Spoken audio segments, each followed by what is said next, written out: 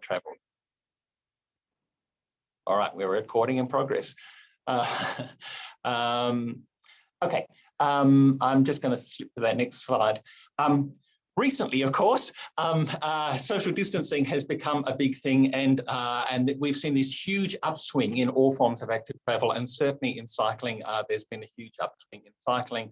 And because it offers a safe, socially distanced form of travel, people are increasingly seeing that as something that is desirable.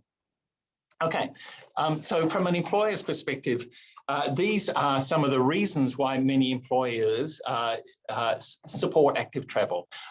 So first of all, transport costs. So obviously, there's been a growth in the last few years in business transport using some form of active travel.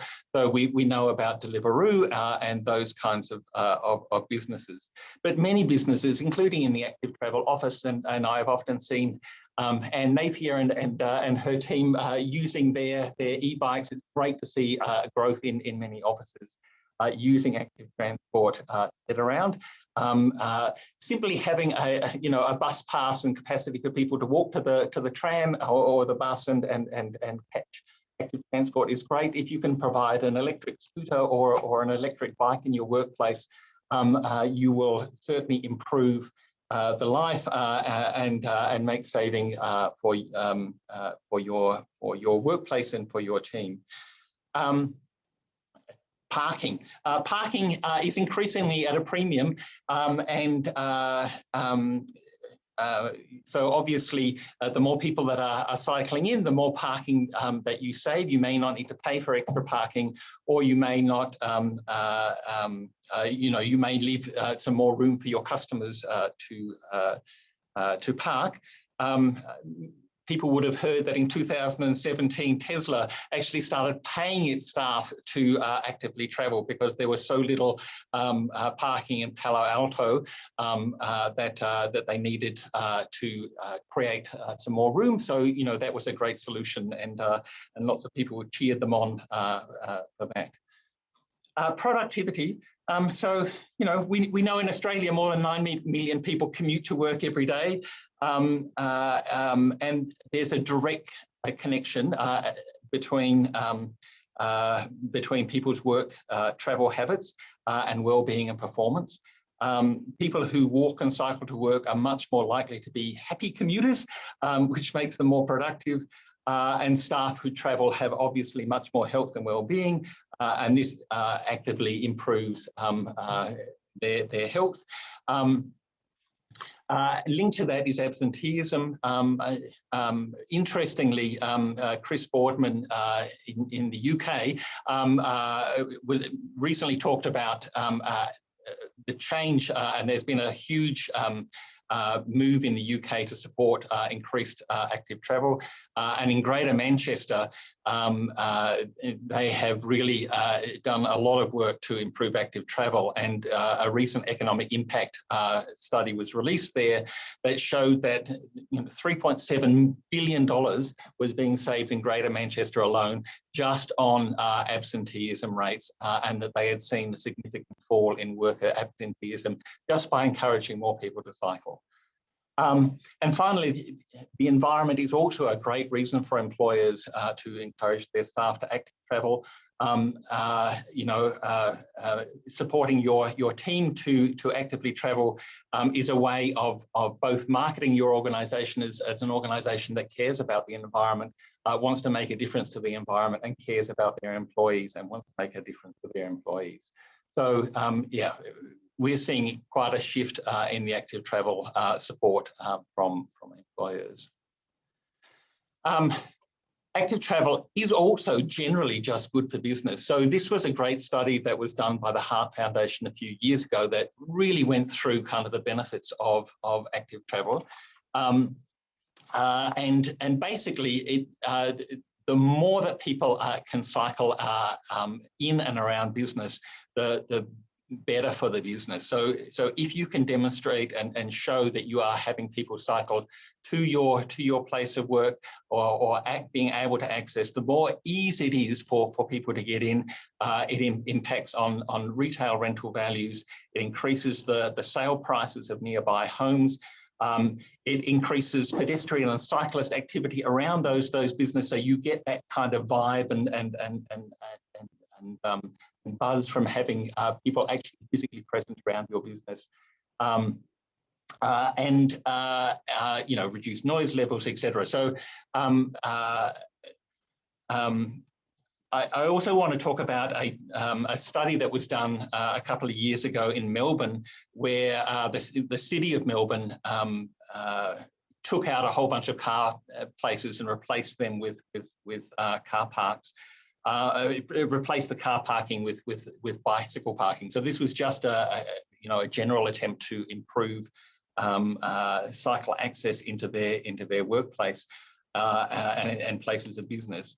And they found that for every car place that they removed and replaced with bicycle parking, they generated an additional $97.27 an hour from that transition. So that was was a pretty an amazing study, and the businesses were surveyed afterwards, and all the businesses reported that they were satisfied with that, and 72% of those businesses said that they wanted to see even further increases in cycle parking. So there's no doubt that the more people are cycling, it's better for the people, it's better for the employer, and it's better for business in general.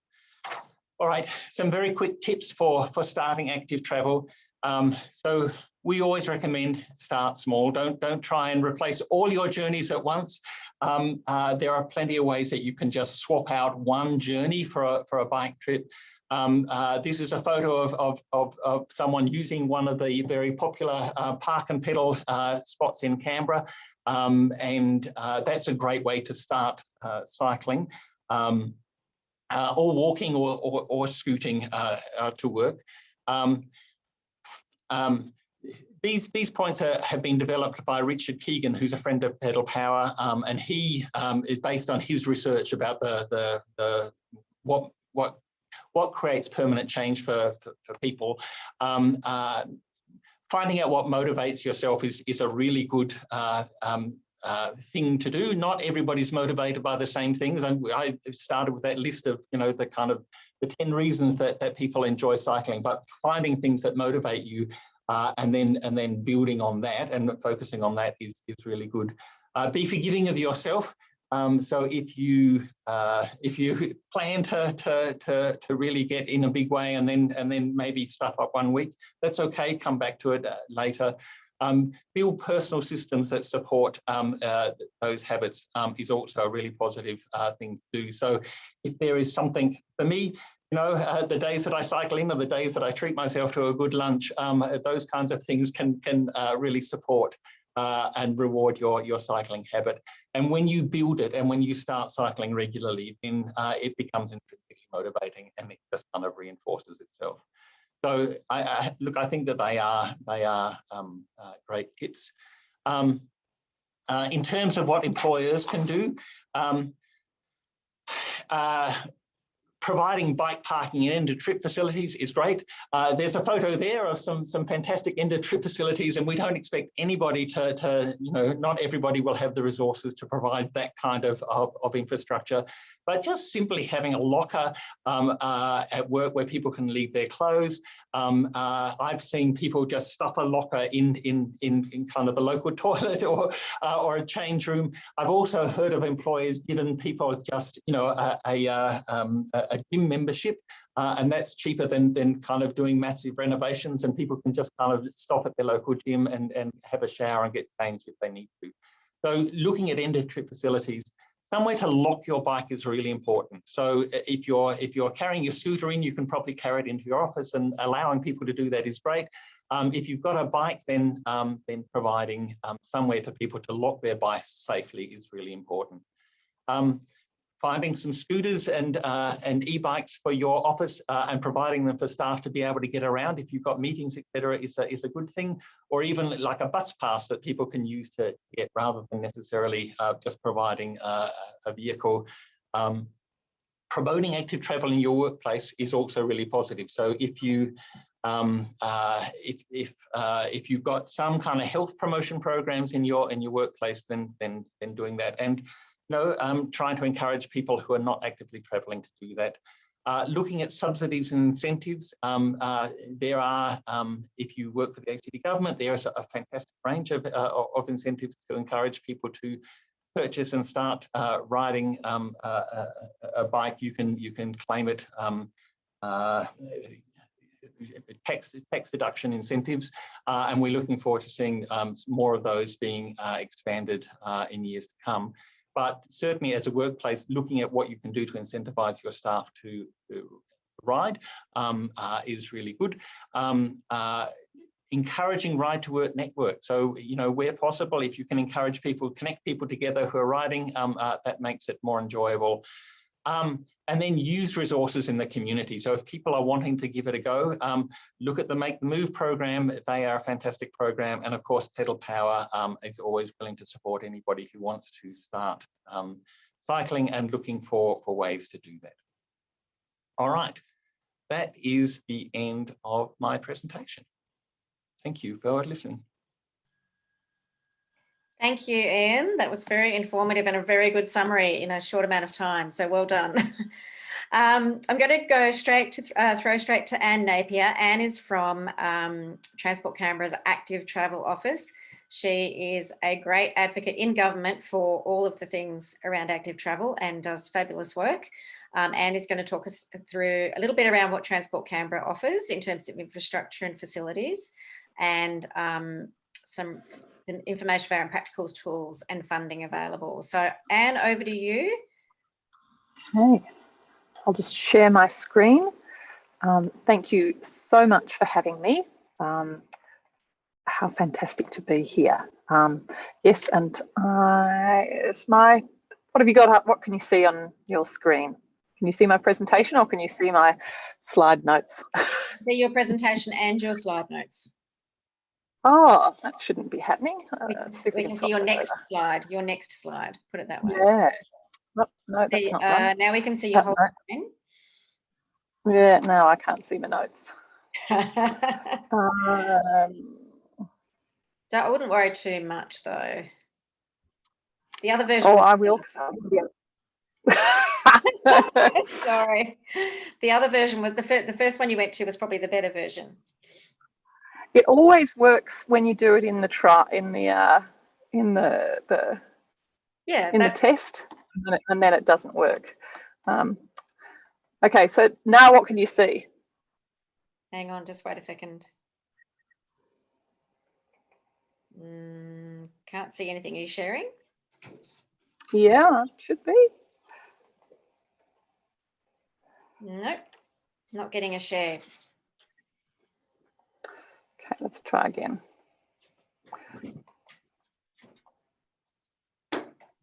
I love that it's a year later and we still haven't mastered the art of this completely. Well, I have to say that today I haven't done it on Zoom before, so there you go. Perfect, Anne. Okay, so you can see mine. No, and of course. Perfect. No. So what can you see? Perfect. We can just see your presentation just the way you'd like it. It's perfect. Keep going. Okay. Yeah. But now what I can't see is I can't see my notes, so I'll just have to wing it. Okay. All right. Well, thank you for having me. I'd also like to acknowledge the traditional owners of the land that I'm presenting on, and it's really fitting. My job here is to provide practical information about the services and the work that Transport Canberra and the ACT government does. I'm going to broaden it out to my colleagues because my role's kind of coordination across government, so where I can, I'll bring in those experiences. And on that note, now I'm not advancing. Let's try. Hey, here we go. All right, so on that note, I would like to start with walking as the natural choice for short trips. You know, often when we talk about active travel, we move straight to vehicles because, you know, that's the logic that we have as with a car logic. And I think it's probably also fitting when we're acknowledging, you know, when we're acknowledging the Canberra environment, you know, that has been here for a very, very long time. People who were here well before we were, and they walked this land that is now a city. So, so I think that's really one of the very beautiful parts of thinking about Canberra as a walking city. We're very, very spread out, which makes that very difficult.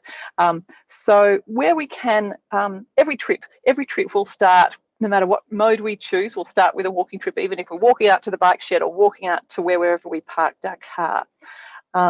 So the first thing that we need to be focused on as government is providing safe and accessible and attractive walking environments. So whether we could debate whether we're achieving that or not, but that is our goal through the policy settings and the standards that we're trying to set up. So we want our walking environments, which are bigger than just paths, to be accessible. We don't want them to be impeded. We want them to be good quality materials. We want to approve walking infrastructure that is either provided by the government or that's provided by the private sector that meets our accessibility standards.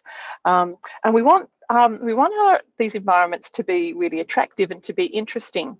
So with a vibrancy, where there are people, where there are things going on that make them attractive, so that we do see walking as a legitimate choice for those very short trips, or the beginning and the end of other trips, and maybe extending that walking trip a little bit further.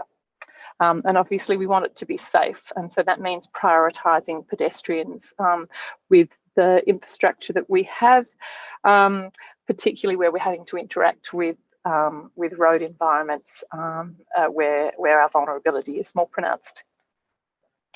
So I suppose the next thing that we move to, and again, I didn't want to sort of go all policy wonk on you and talk about the policy settings, but really starting from that very local trip, the walking trip, and then moving a little bit further afield. And this is where cycling becomes more relevant for work-based travel, given that so many people travel a long way from home to work. Now, I haven't been able to put on my clock because I don't have the right view. So Helen, you have to be ruthless on me if I ramble too much. So our next goal is about a prioritised cycling network.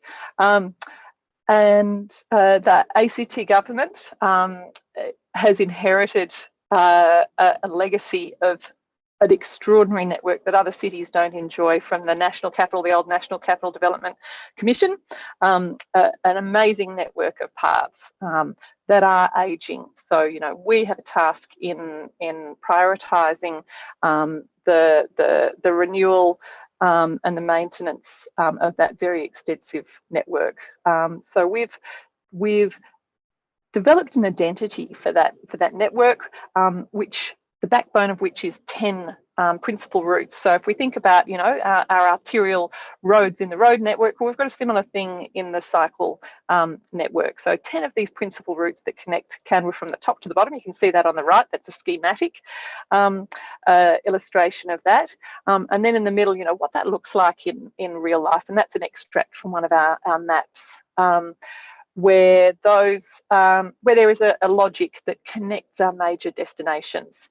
Then those are, of course, linked by sort of a secondary path system, and then connected by local paths, and they're the paths that, so this big network is designed for cycling. All of our paths in Canberra are shared, but you know, the standards that they're built to are suitable for cycling, for the sort of speeds and the level of traffic that we see on these paths. And then at the local level, well, then that's where we have the traditional concrete footpath, again, that is shared, but with all of these environments, you know, when we share these environments, we have rules essentially where people who are walking, you know, have primacy on all paths, and that's of course particularly important on some of those narrower paths. And of course, at the very local level, some of our streets don't have paths at all, and so those are shared environments again where people will have to walk and cycle and interact with cars at those local street level. But usually those distances are quite short to connect you to a place where you can use the path network. Then in addition to the path, yes? You've got 3 minutes. Oh, all right. Okay. In addition to the path network, of course, we've got on road cycle lanes for people who are bolder, and for people who are more adventurous, nature trails through our green belts in Canberra. All right. So to find these paths, we've got a range of tools. We've got our online journey planner. Online journey planner is great. You plug in an origin, a destination, and then you can bring up a bunch of options together: cycling, walking and bus, light rail, walking on its own, cycling on its own. So that's an online tool. Most people will probably use Google Maps. That'll bring up alternative routes, but won't necessarily bring up that comparison between, you know, those different modes that you can use. And of course, we have our paper map, and you can contact us. We're trying to get those out. We used to charge for them. We've just got to get them out there. So Pedal Power provides those. I think we've provided some to Conservation Council or Call us. So if you can't be bothered, or you're just happy to have an explore, we're rolling out markings using, on the right hand side there, you can see those on path markings color coded to those principal routes. And so the combination of those symbols and street signs, hopefully you can nose around and explore those routes to find your safe and efficient routes to get to work. All right, again, because we have big distances to cover, in most cases, not in most cases, most trips that people make in Canberra around about 8 kilometres, and that's great for an e-bike. For most people of ordinary fitness, about 5Ks is a good cycle trip. So consider riding part of the way, and we can help you. You can use a secure cage. We've got a few secure cages around Canberra where you can get your My Way card program to access those. They're secure, and then you can get a bus the rest of the way. Great for connecting with the rapid bus network. Park and pedal, where you park remotely and then ride the rest of the way to work, or of course taking your bike on the bus or the light rail. All right, now people who walk and cycle tend to be more flexible in the modes that they use. So this is where part of that integrated system, people who walk and cycle tend to use the bus system, and they may consider other modes. Personally, so we've brought in shared bikes. We've also facilitated car share. So for people who decide, right, I'll use a bike wherever I can, but I still want to have access to a car. And so we're starting to see those sorts of services emerging in the ACT government's trying to facilitate those. And of course, e-scooters. Yep. Then lastly,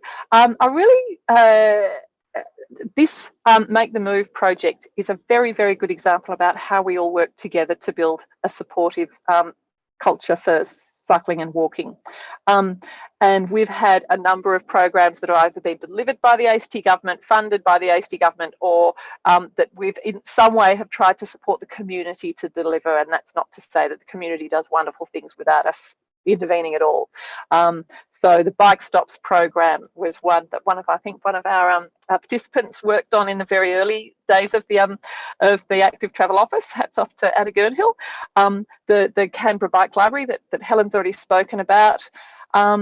And the Slower Streets initiative that we did last year at the beginning of the restrictions, the COVID-19 restrictions, where there's no way we could have delivered that program on our own. And so we used the intel and the enthusiasm of local communities to encourage slower speeds within their local communities. And of course, those commemorative events, the events that Pedal Power runs, that we run, the big Canberra bike ride, spoke up for women's health, Canberra Walk and Ride Week, and the change of mode for March that Act Smart offers, that does during March, encouraging a challenge that encourages people to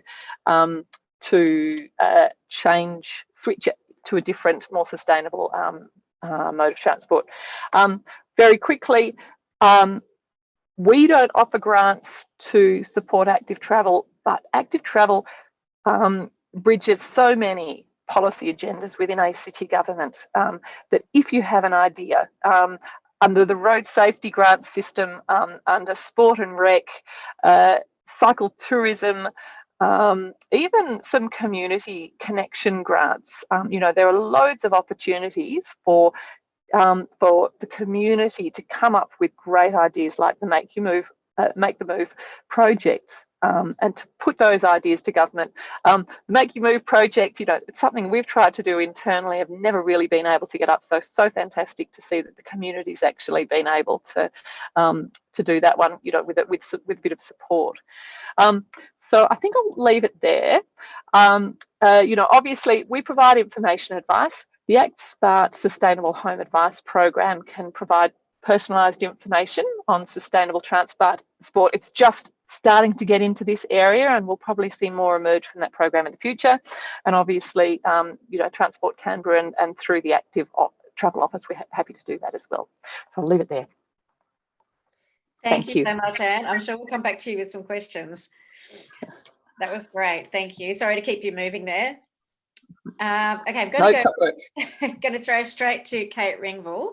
Kate is a consultant at Ringville Circularity, and she was also the former sustainability lead at IKEA Australia, who've had some experience implementing workplace travel programs. So I'm going to throw to Kate. Kate, thank you very much for joining us. And thanks, Kate, Helen. They're in the beanie. They're another beanie. Yeah, that's me, the freezing one. Because of course I'm in Canberra and we don't build houses that are fit for purpose.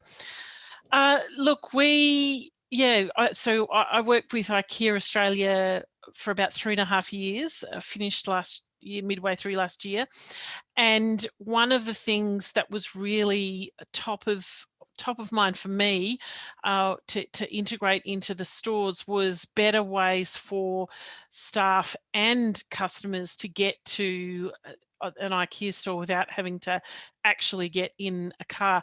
And a lot of that kind of purpose has come from European experience, where IKEA globally and headquarters in Europe, it's kind of the done thing that people would mostly ride or use scooters or some kind of active transport initiative, because in most cases, European cities have a far better cycling culture.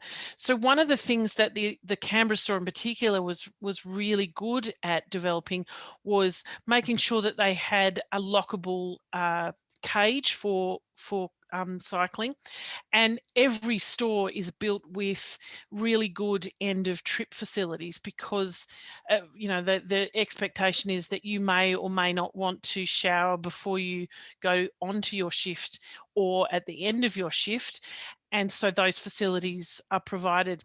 But really, aside from all of those things, one of the major kind of drivers in IKEA has been their commitment. So in 2018, they had a revised or updated sustainability strategy for 2030. And one of the overarching and kind of big drivers within that strategy was a commitment to reduce by half the transport emissions of their staff and customers. And that's a massive goal just on its own. And thankfully, having spent 10 years teaching sustainable transport, I knew a few things about how we might do that. And one of them was to make sure that the active transport opportunities were really embedded within all of the stores. And so that became part of each store's action plan, to make sure that that they were following up on that. And for the stores, some of the stores, that was really difficult, because of course you know, the old style of IKEA was that they would be placed on the edge of the city. And so that makes it really difficult if you don't live close to that city, close to that store. And, you know, and your public transport opportunities, particularly in places like Sydney, tend to be fairly slim if you're out of the city. So one of the things that we also looked at was making sure that people had access to, you know, really good transport, public transport opportunities, if there wasn't a cycling option, or making sure that there were opportunities for sharing a drive with other staff. So those were kind of the overarching things. But one of the what I'm doing now in my own consultancy is really helping businesses to make the connection between the circular economy. And the circular economy is really about kind of decoupling our economic growth from the consumption of finite resources, and most importantly is designing out waste and pollution, keeping products and materials in the use, their highest use, and regenerating natural systems. And active transport sits quite naturally within all three of those principles of the circular economy. But I think for the long term, what we are helping businesses to do in particular is to recognise that it's actually about the productivity, you know, like what Ian was saying, it's actually about the productivity of businesses. If their people are healthy and well, then they will be more productive. If they're able to be more active instead of sitting in a car for an hour, and in places like Sydney, that's a massive issue. One of the things that IKEA in particular was looking at was how do they reduce the commute for people in Sydney in particular. For in some cases, you know, some of the staff were driving for an hour and a half before they even got to work. Thankfully in Canberra we're not stressed by that, but active transport is a really great way of combining both, you know, incidental exercise. You're also reducing your emissions, and from a circular economy perspective, you're actually making sure that you're decoupling both, you know, your economic or the use of finite resources, but you're also, you know, being in control of your own transport. And one of the things that has become very clear in the recent pandemic, you know, situation that we find ourselves in, is the way that we have planned our cities has, for some cities, has really inhibited people's use of active transport. I think Canberra is in a really lucky place that we have been planned from the very beginning to be, if not a public transport city, definitely a more active transport city than other cities. And Sydney, I think, has really experienced that. And thankfully, the City of Sydney and Clover Moore has really made sure that that was a priority. And I know the stats that I've been seeing from around the country is the sales of bikes has gone off the roof. And I know if you're trying to repair a bike here in Canberra or get a new bike, it's actually been quite difficult because supply has been reduced, because people are buying more bikes. They're wanting to repair their bikes that they have because it's a way for us to get into the city or go to the places that we want to go, and we're in control of that kind of transport, and we know that we're safe, we can stay safe, and we can really make sure that we're not having to wait around for other people to be available. And, you know, for Canberra in particular, it means free parking. Hello. So I might leave it at that and take questions later on. Thanks, Helen. Thanks, Kate. So we will come back to you with some questions, I'm sure. I can see some questions building up in the chat bar, so we'll come back to those in a few minutes. So now I'd like to introduce John Murphy. John is the Regional Director at the Gentleman's Groom as True Fit and Hill. So he's not wearing a beanie tonight. And True Fit and Hill were one of the participants in our Make the Move program. So John and his team at the True Fit and Hill store in, is it Genja Street in, is that how you say Genja Street? Yeah, Genge Street. There you go. Genge Yeah. Street in Civic, were the recipient of one e-bike and 2 electric scooters. What we did with the program, we originally were only going to do the program with 3 workplaces, 3 bigger workplaces, and give them 2 bikes and 4 scooters. But John and also Tim both come from quite small companies. And so we actually split the active travel resources and we set them on this journey at the same time in parallel to see how they would go, which was good for us because they were nice and small organisations and it didn't feel quite so daunting, but it was also great to see what they were able to do with those. So I'm going to hand over to John now, who's just going to talk a little bit about what their experiences of the program were and what changes in behaviour that they saw over that period. Over to you, John. Alrighty, thank you, Helen, for the introduction. As Helen did mention, we are a small team. I do have a few notes to share with everybody about a few wins and a few challenges, but I might actually open with some challenges. It's a bit nicer to finish up on some wins and some high notes. So of course, being a small business, it would be challenging for many small businesses to be able to host the correct facilities for storage of the equipment, rooms to change, places to shower, if that's, and this has been mentioned before. So there's definitely some opportunities there perhaps for developers, for commercial developers, to be able to have some like more centralized facilities.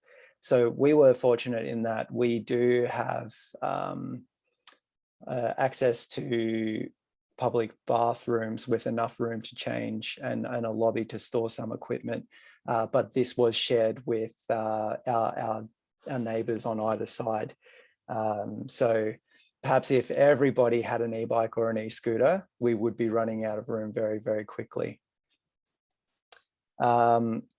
We got a lot of reports, or a common theme from our participants is that many of them live in units or apartments, and it's some of their apartment buildings, such as mine, don't have a place to store a bike.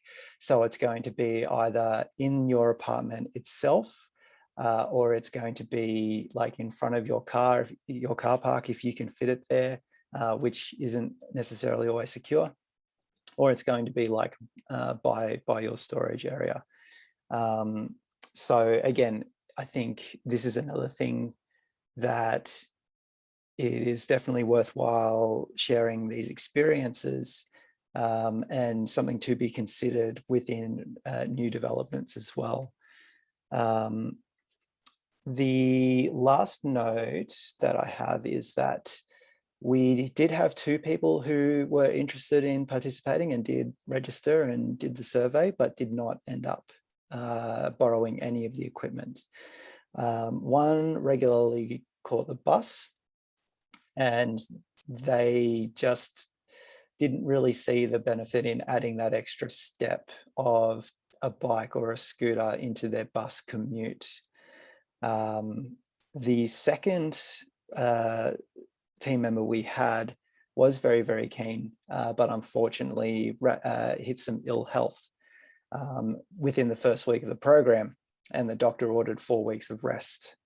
So that was the majority of it. And again, this is actually really interesting because it is the reality of the challenges that people face every day. So that's yeah, so those were the challenges that we did experience in our 6 weeks. But now moving on to some wins. We're a pretty young team. Most of us are in our 20s. Just 2 of us on the team, me and our head barber, we're in our 30s. So the scooters were very, very popular with our team. And we did have a lot of use of the scooters during the day for breaks. I used them for meetings, and it really saved time for me for my midday meetings, and it also increased the range of places that staff can go for their breaks. So they were very happy about that. we did see team members integrate the scooter with the light rail for those who are on the along the light rail path. We even saw one team member who did swap out their drive in favor of a scooter rather than a bike. So a very, very keen long scooter trip. I think, again, for this particular team member, it was the kind of the bulkiness or the heaviness of the bike, bringing it into the shop where we can keep it, where they would rather just maybe tough it out on a longer trip on a scooter for the end of trip convenience. And okay, and my last note, and I'm coming down to 2 minutes, so I'm keeping an eye on things. I did personally witness several conversations between our barbers and our clients about switching out into active transport and talking about haircuts and how you can have a cut that's that meets your needs but is also workable with a helmet, what products to include in your end of trip to maintain your style. So and this happened on several occasions. So it could also be like what we're seeing from our part about more and more people taking up just cycling in Canberra in general. So there's a lot of conversations about, I'm going to be wearing a helmet, but how can I still look smart, or what can I do, or what style can we work with to make that work? So yeah. Thanks, John. That's great. It's one of the reasons that we were excited about your participation in the program was all of those other conversations that we assumed must happen between the staff and the clientele as well. So that's fabulous. Thank you for those. Thank you for those stories. It's very interesting. I haven't had a chance to catch up with you since the program finished, so it's really, really great to hear how it was. And there's some things there that I hadn't thought of, and I like that. I like that idea about the scooter being more convenient for the end of trip, because it can be like that sometimes if you can tough it out, because sometimes those long trips are a bit exhausting anyway. They don't do much for your actual aerobic fitness, but they're pretty good for your core balance and your strength a bit sometimes. So. Okay, thank you. Now, our last speaker for the evening is Tim Berman. Tim is the media staff for this particular program as well, Tim, aren't you? But also the principal consultant at the digital design agency Annex. And they also participated in the Make the Move program.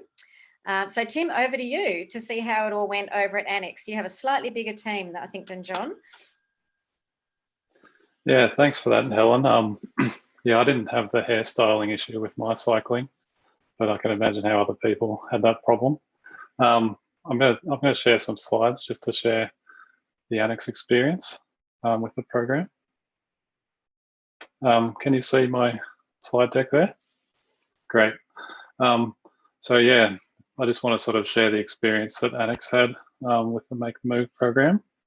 To begin with, just want to sort of summarize the Annex workplace, like how we work and the people we have and that kind of thing, so you can get some context to what might have suited us. So at Annex we have 26 people across Canberra, Melbourne and Sydney. The bulk of those people are based in Canberra. There's those people perform a mix of roles. We have consultants, designers, developers and some other roles as well. So all kinds of different people doing different kinds of work, which might need a lot of engagement with people, a lot of discussions, or they might just need to be looking at a computer screen. And our working arrangements are kind of a hybrid situation. So we have the Annex office where people work. We also have to work from client offices, which are mostly based in and around Canberra City. And then we also have people working from home. So there's a bit of a mixture of scenarios there, which we have to deal with. First, I wanted to talk about the kickoff we had to the program for us.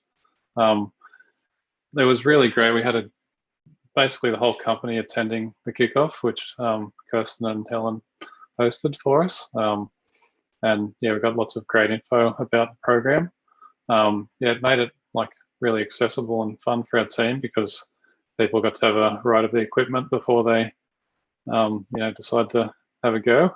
And yeah, it really drummed up that interest in the program at the start, which was fantastic.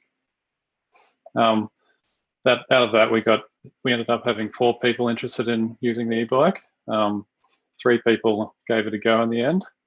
And actually one of our new annex hires, she heard about the program after she joined us, and she's now keen to try something out if possible. On the e-scooter side, we had 3 people interested. Only 1 person ended up giving it a go, which actually wasn't what I was expecting, but that's what happened in the end. Now I want to talk about some of the wins we had with the program.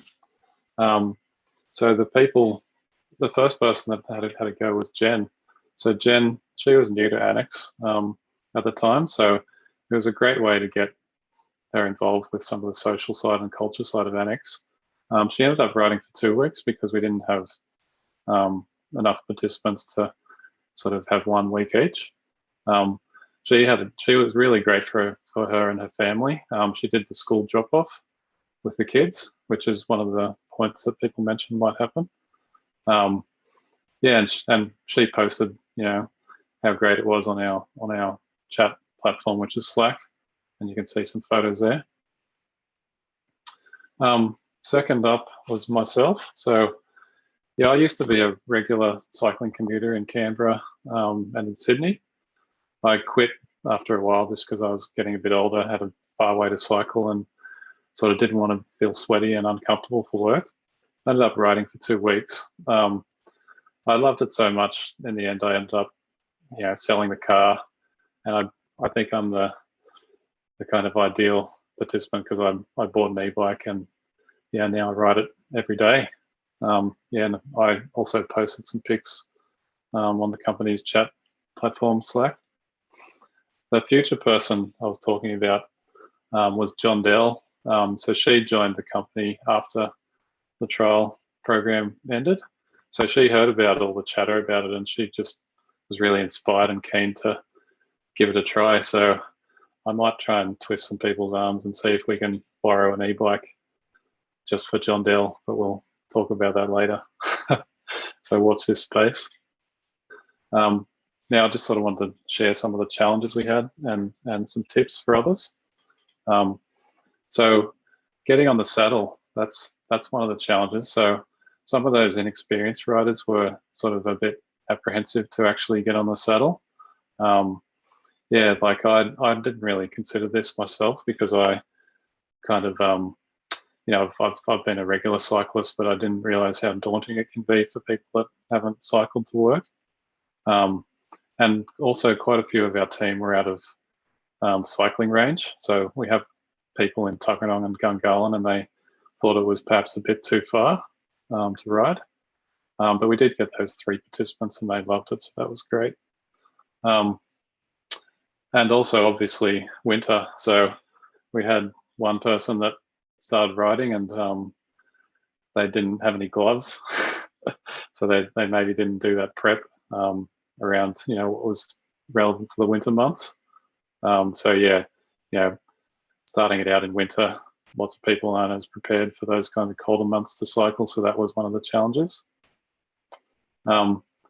And I just wanted to sort of talk about the parking and pickup side of things. So in our building, we had great facilities for showering and for parking the bikes and that sort of stuff. But our clients' buildings didn't necessarily have that, and our people needed to, they wanted to use the scooters and the e-bikes to travel to, our client sites. And some of our clients just wouldn't allow the scooters in or anything like that. So that made it hard for people to use the scooters at times. We also had a bit of a challenge. This is kind of unique to the trial around handing over or picking up the bike for the first time for people. So I ended up being a bit of a e-bike taxi service. I was driving the e-bike to the next participant in the back of my SUV so they could have a go, because we couldn't figure out how to hand over and that sort of thing another way. A couple of tips. So think about those parking and pickup and handover things early. We probably could have talked to our clients about whether we could use the equipment and park it on their premises. We probably could have arranged that earlier, and we probably could have arranged some of the shower facility access and and also our building. You had to get like a secure underground parking access to access the showers and stuff like that. So we could have arranged it a little bit earlier. And yeah, that prep for the cold weather obviously, makes sense in the winter months. But yeah, if anyone wants to drum up interest and get people excited, using Slack in our workplace worked great, because then we could involve the whole team, whether they were physically around the e-bikes and e-scooters or not. They could still see the photos and hear about the great stuff that was going on. And yeah, I guess the last one is, give it a go. And that advice earlier about doing a trial run, I think someone put it in the chat. I think that's fantastic advice. I think, we could have probably encouraged some of our people to have a trial run, and maybe then they would have felt more comfortable with taking on one of the bikes or scooters for a week. That's kind of it for me. And I might just reveal something now. Let me stop sharing. So you might see behind me, I ended up buying myself the e-bike. So that's what I ended up getting, and it's been great for me. I've been riding it to work every day, and I guess I was kind of a success story. And Helen joked about being a media star, and I did hear plenty of those jokes from family and friends. Sorry, Tim. But yeah, it was a great experience, and Annex had a great time with the program. So thanks for that. Thanks so much, Tim. Yeah, you're poster child for the program, really, aren't you, with that swanky bike behind you? I'm pleased to see the seat goes up nice and high.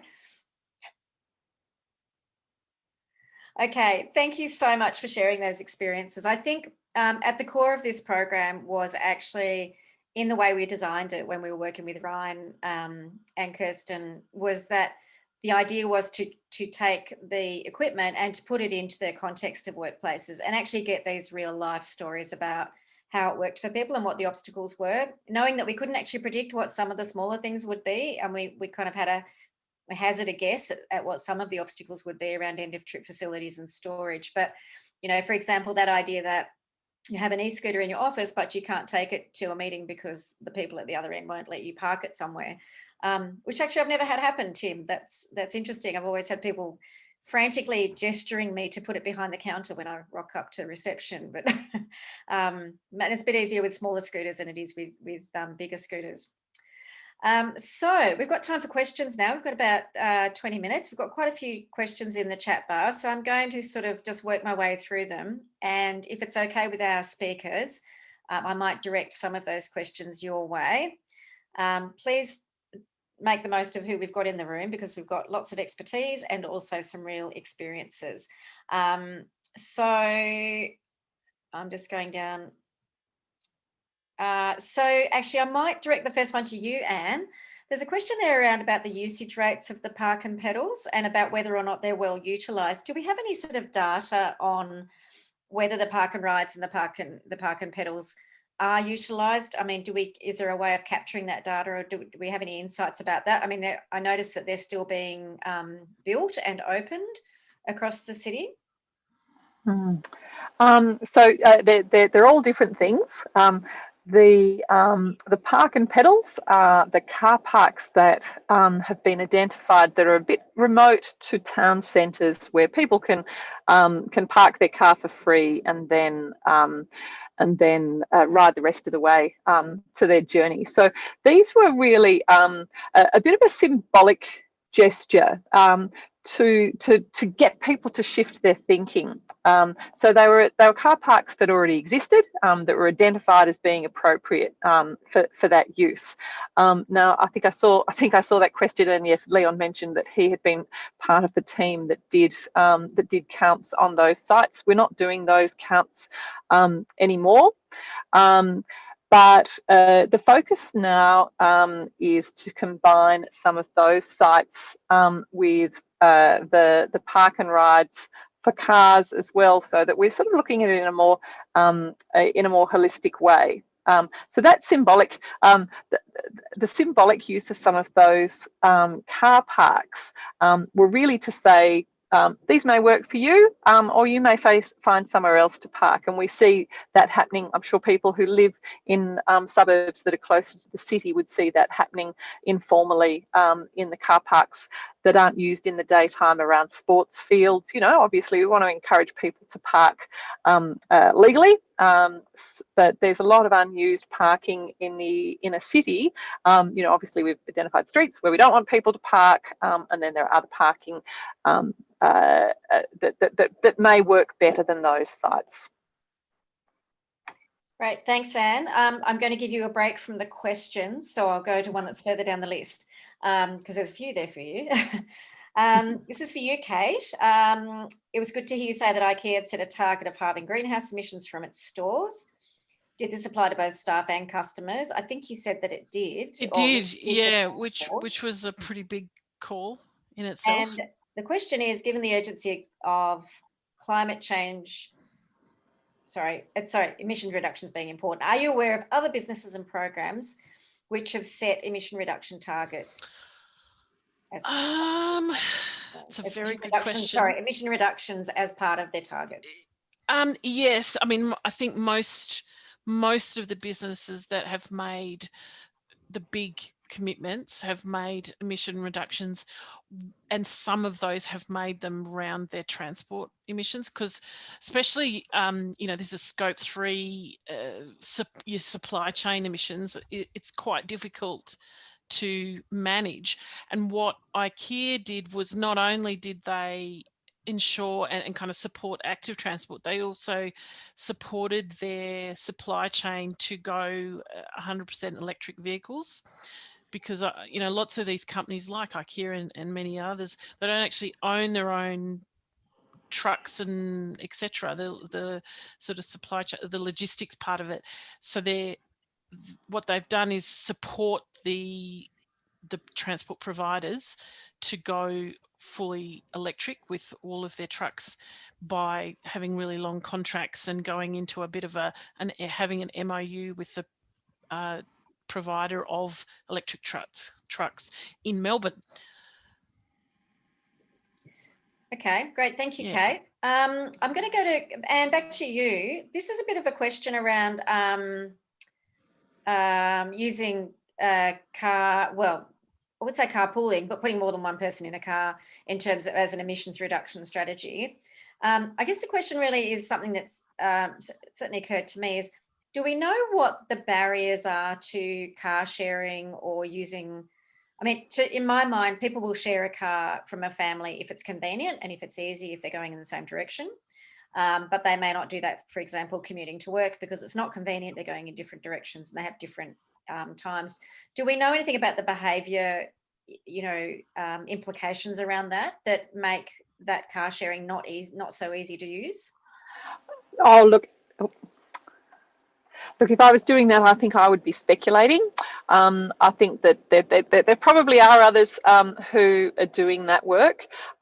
Our focus has been more on, you know, on optimising the network we have and actually encouraging uptake of other modalities. I mean, it's definitely an important behavioural tool, but yeah, we haven't done any work on that at this stage. Oh, okay. I'll go back to you, Anne. Sorry to put you under the pump here. That's all right. A question about the data from the bike counters. So we've got one on MacArthur Avenue. I don't know how many others there are around town in terms of the bike counters. I know that the Sullivan's Creek bike path is a very busy one. What happens to that data? Do they get used to set targets? Do we use that data to build more infrastructure for bikes? How do we know where to build better and better separated bike paths, for example, or better infrastructure or wider paths across the city? Yeah, so the bike barometer is a very visible installation. You know, that site was selected so that it would have visibility to both people who are using the path and also people who were on road. So a lot of the modern counters don't have that kind of visible display. So at first it was it has a symbolic function, but it also has a function in helping us to get a sense of the usage. Because it's only on one path and we don't have any others installed at this stage, really it gives us a sense of change over time, and a sense of volumes, and seasonal usage. So we really used that data to recently in the transport strategy to look at some of the shocks that changed transport patterns. And so the bike barometer, combined with some counters that EPSDD has installed on some of the recreational trails, really gave us a sense of how active walking and cycling changed during the bushfire period, when we had that smoke that really impacted rates of walking and cycling, and then when the COVID restrictions happened. So that's the purpose of so those counters. We can see the utility of those. We want to put more of those in so we can see that change. I think I read that question as well about our targets. So we set walking and cycling and public transport usage targets in the our policy document, the Active Travel Framework. Those targets were based on the journey to work, and that's a number that comes out every 5 years, where people answer a question in the Australian census: how do they get to work that day? So it's a very coarse measure. And what we want to move to with the new transport strategy, and we haven't done this work yet, is setting targets that I think reflect more the range of journey types that people make, and particularly given the changed environment with more people working more flexibly. You know, a lot of that thinking has gone out the window. So we do need to think about all of the trips that people are making, and we have other tools like the Household Travel Survey that looks at different trip purposes, and where we look more locally. So we look at the trips that can be substituted. Not everybody can use active modes to get to work, but they may be able to do it for other trips. And a lot of the trips we make are very local. Half the trips we make are local and are under 5 kilometres, which is a very walkable and cyclable. Within that is very walkable and cyclable trips. I guess the interesting question around targets is, does setting a target mean that we get the policies, or do we know what the policies are from looking around the world at what leads to success without setting targets? That would just be an interesting question. I mean, one of the things about the targets is I think we all feel a bit cynical and jaded around some of the transport targets because they've been in various plans for such a long time, but we don't seem any closer to meeting them. So is it really just, it seems that it's probably more just about, take this as a comment and not a question, sure. or just about putting the resourcing into the infrastructure and the things that we actually need to encourage people to make that switch. Which on that note, I'll throw to you, Ian, and say to you, what do you think the first thing is that a workplace needs to do to actually support people to switch to a different form of transport to get to work? Sorry, I caught you on the hop. That's good. I was just looking for the mute button. Look, I think just to reiterate what I said before, probably the most important thing you can do is to provide some infrastructure for people to park their bikes or to park their scooters. I think that and a locker, somewhere to put your gear when you come in is really useful. So it's all well and good if you do have those facilities there. If you're lucky, you've got a toilet or a bathroom, even somewhere that you can kind of have a sponge bath or something to kind of wipe yourself down before you start. Can be really, really useful. And thinking about kind of some privacy. I really like the stories that have come out of this Make the Move program. And I think part of the strategy and part of the success of each Tim and John, your stories have really demonstrated that when as an organisation you get together and you say, hey, this is something we might try. You set up a Slack. That's a great idea, Tim, and kind of shared those conversations and experiences.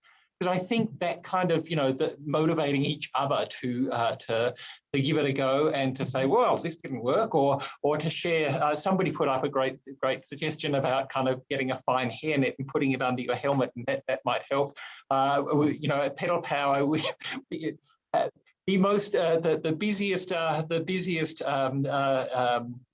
page on our website is what to do to prevent bad hair day, because that is a very common experience, and people talk about the great value of having a comb and some dry shampoo to take along when they're cycling is also a great tip. But sharing those stories, and so Tim, I really like that idea, because if we can just build a culture that encourages people to kind of connect with each other around travel, I think that's really useful too.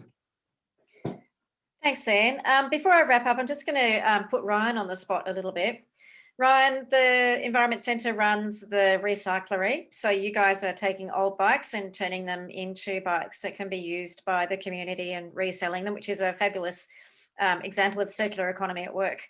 For sure. What do you think the issues are maybe around the maintenance of bikes being an obstacle for people, or that concern that they don't know what to do when a bike breaks down, or because we actually rolled this program out with full maintenance support to these guys and said we're a bit like the NRMA of the biking world the last 6 weeks, and we said if anything goes wrong, just call us. But that's not always that way for people who are commuting. Yeah, I think education plays a big part. We try to do as much as we can. We've got 3 free workshops a week where people can come along and learn about fixing small parts on their bike. They're called cycle jams, and they now happen on Wednesday evening, Thursday evening, and Saturday mornings.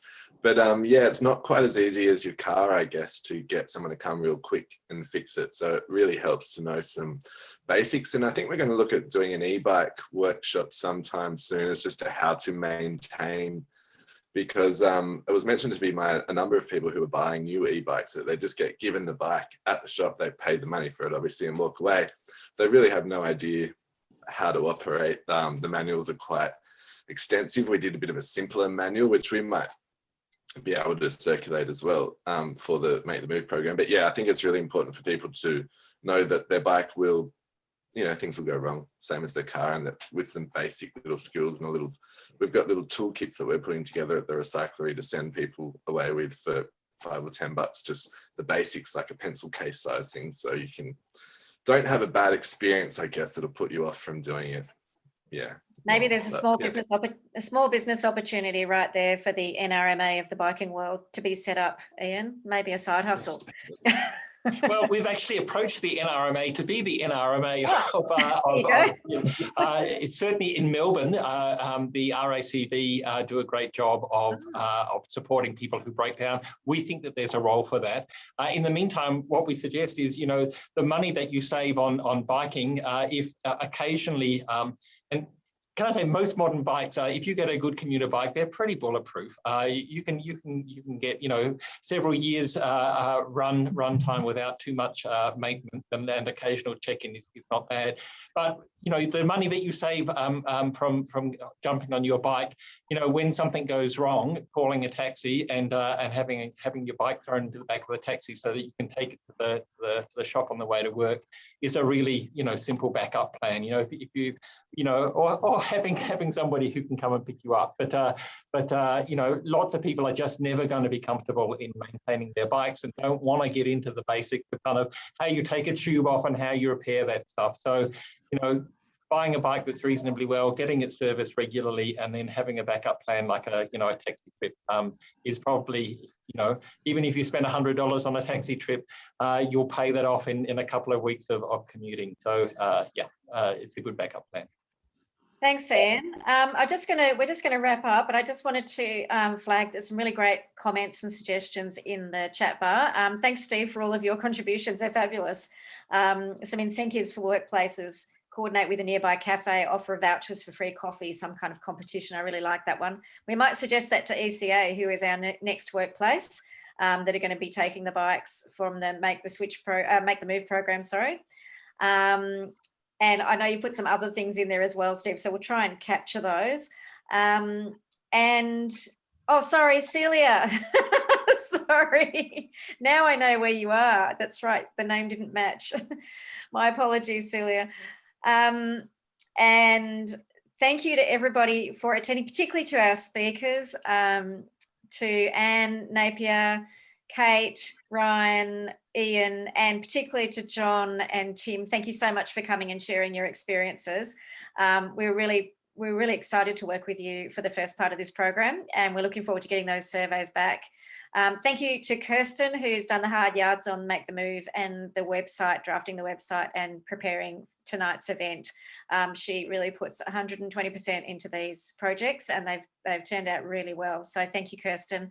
And thank you, Ryan, for being our partner organisation on this project. It's been great working with you guys at the Environment Centre, and we really value your expertise that you bring to these presentations and the hands-on stuff. It's fabulous. So thank you. At that point, we might wrap up and wish you all a very good evening. I hope it's not too cold. Leave those beanies on, and we'll see you at our next Environment Exchange. Thank you very much for joining us.